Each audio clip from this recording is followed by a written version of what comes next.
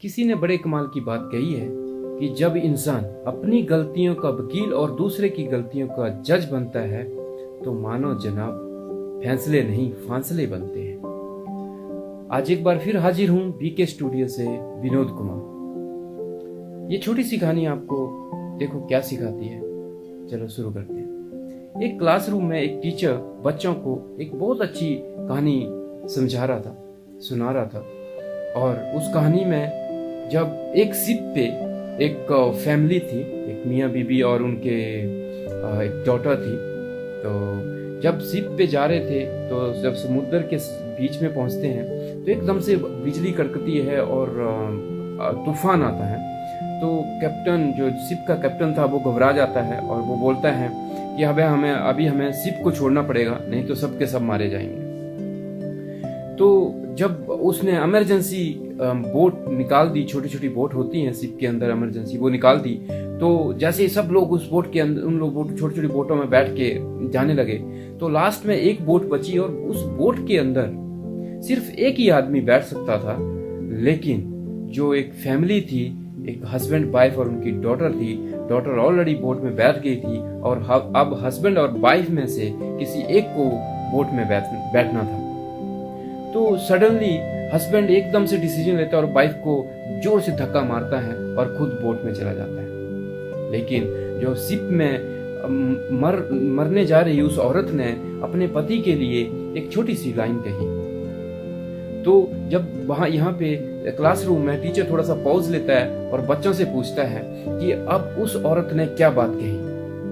तो क्लासरूम में बैठे कम से कम 200 बच्चों में से 195 बच्चों ने एक ही आंसर दिया कि उसने ये कहा, आई हेट यू, मैं तुमसे प्यार नहीं करती, दिस दैट।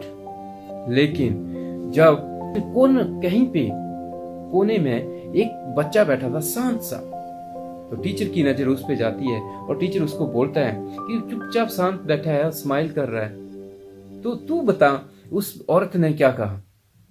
तो बच्चा बड़े आराम से टीचर को आंसर देता है कि उस औरत ने कहा कि मेरी बेटी का ख्याल रखना।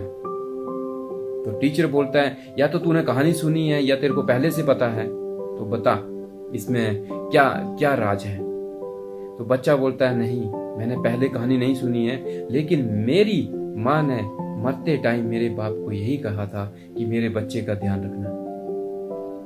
तो अब कहानी फिर से वहीं आ जाती है कि जब वो बोट से औरत शिप के साथ मर जाती है और वो दोनों छोटी बोट में बैठ के बाप और बेटी को किनारे पे चले जाते हैं और कुछ सालों के बाद मर जाता है। और जब उसकी बेटी झाड़ू लगा रही थी तो उसके हाथ में एक डायरी आती है और उस डायरी पे लिखा होता है कि उस दिन शिप में मैं भी तुम्हारे साथ ही मर जाना चाहता था, लेकिन डॉक्टर ने ये अनाउंस कर दिया था कि तुम्हें कैंसर है और वैसे भी तुम्हें 5-7 दिन के बाद इस दुनिया को छोड़ के चले जाना है। अगर मैं तुम्हें उस दिन बोट में बैठा देता तो हमारी बेटी अनाथ हो जाती, क्योंकि शिप में मैं मर जाता और बोट में आने के बाद 5-7 दिन के बाद तुम मर जाते। तो इसलिए मैंने डिसीजन लिया। तो कहानी का मोरल ये है कि हमने लोगों को समझना छोड़ दिया है।